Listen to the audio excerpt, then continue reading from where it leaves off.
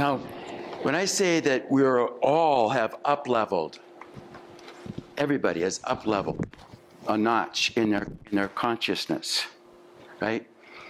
Now, so that means that all of a sudden, all of us should be able to look at our life and see it from a different perspective. No matter where you're at in the path, from people who've been on the path for 30 years, people just starting. Is that true for you? Are you finding this? That all of a sudden it's like seeing things from another perspective, another level of perspective. The power of conscious awareness for me is if you can stay aware even while you're in a funky place, you can break the cycle. That's the statement. So we all have what we could call an ego, identity, and then, well, the darn words, is enlightened. That's why I'm using awakening or aware. Because enlightened, just too hard of a word for us to hear, but that's really what's happening. We are all becoming more enlightened or awakened, but we've thought of enlightenment as such a lofty principle. There's only been 2 or 3 or 5 or 10 people, and the billions of people have ever gone through this planet. Don't even talk about that kind of stuff for us mortal people. But it is, that's what's happening. But if we can stay, so we have that separate self, and then we have an aware self.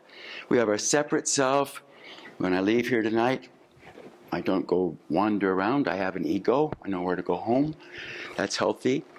But then we have the awake self. Now, if we can stay in the state of awareness, even when you're in the grips of one of our mucky ego, fear stuff, happened to anybody ever?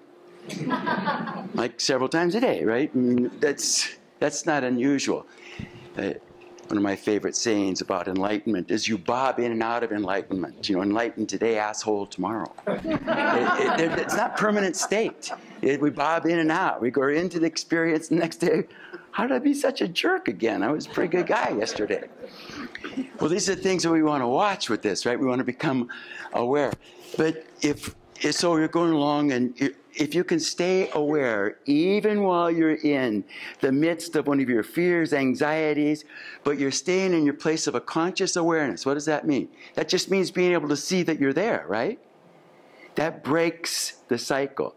The ego requires 100% absorption in the fear or the grip. You have to believe it 100% to stay there. But if you're aware, you broke the 100% rule, and you pull out of it.